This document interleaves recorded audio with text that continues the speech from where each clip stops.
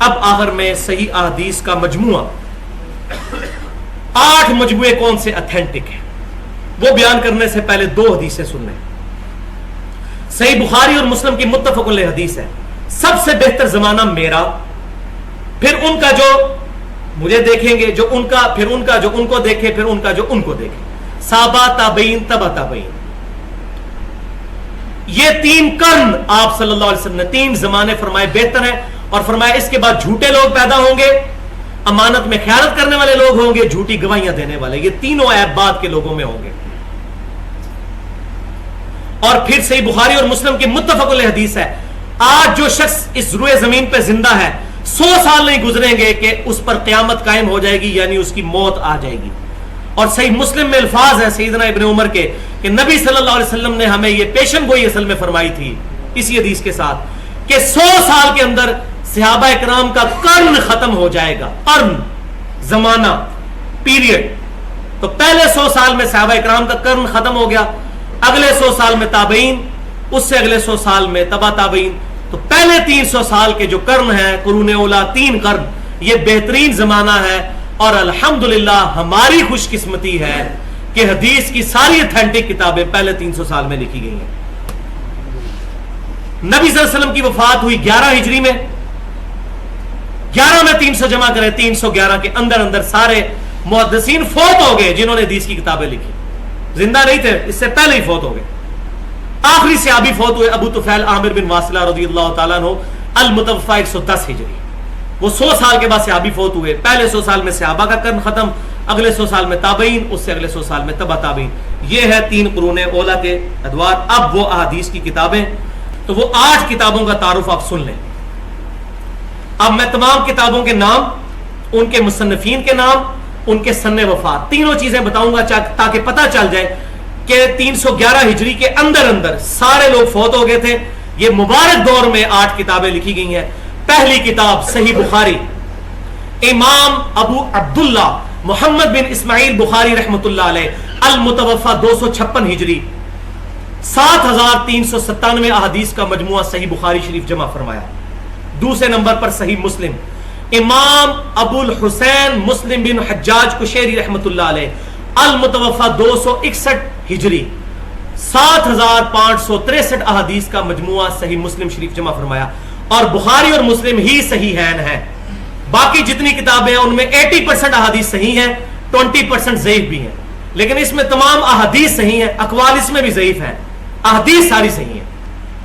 اور بخاری اور مسلم جس حدیث پر متفق ہو جائے اس حدیث کو کہتے ہیں متفق علیہ. 1906 احادیث متفق علیہ ہیں, جو فواد عبد الباقی نے اللؤلؤ والمرجان کے نام سے علیحدہ سے چھاپ دی ہے, انہوں نے لکھی, اور وہ اردو میں بھی مل جاتی ہے, ٹرانسلیشن ہوگی. اب یہ مزے کی بات سن لیں کہ اگر تکرار نکال دی جائے تو صحیح بخاری میں 4000 حدیثیں ہیں, صحیح مسلم میں 4000 حدیثیں ہیں, اور ان 4 میں سے بھی 2000 متفق علیہ ہیں, یعنی 50% احادیث بخاری اور مسلم کی متفق علیہ ہے. یہ بہت بڑی خوش قسمتی ہے. اور یہاں پر وہ 6 حدیثیں بھی متفق علیہ ہیں جس میں نماز کا طریقہ ہے, جس پہ انڈیا پاکستان کی اکثریت طریقے پہ نماز نہیں پڑھ رہی, جو ہمارا پمفلٹ آپ ahlsunnatpak.com سے ڈاؤن لوڈ کر کے پڑھ لیں. یہ ہوگی بخاری مسلم. تیسرے نمبر پر جامعہ ترمذی, امام ابو عیسیٰ محمد بن عیسیٰ ترمذی رحمۃ اللہ علیہ, المتوفی 279 ہجری, 3956 احادیث کا مجموعہ جامعہ ترمذی جمع فرمایا.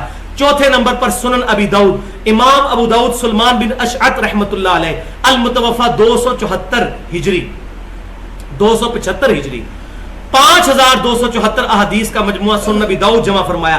پانچویں نمبر پر سنن نسائی, امام احمد بن شعیب نسائی رحمۃ اللہ علیہ, المتوفی 303 ہجری, 311 کے اندر ہی, 5761 احادیث کا مجموعہ سنن نسائی جمع فرمایا.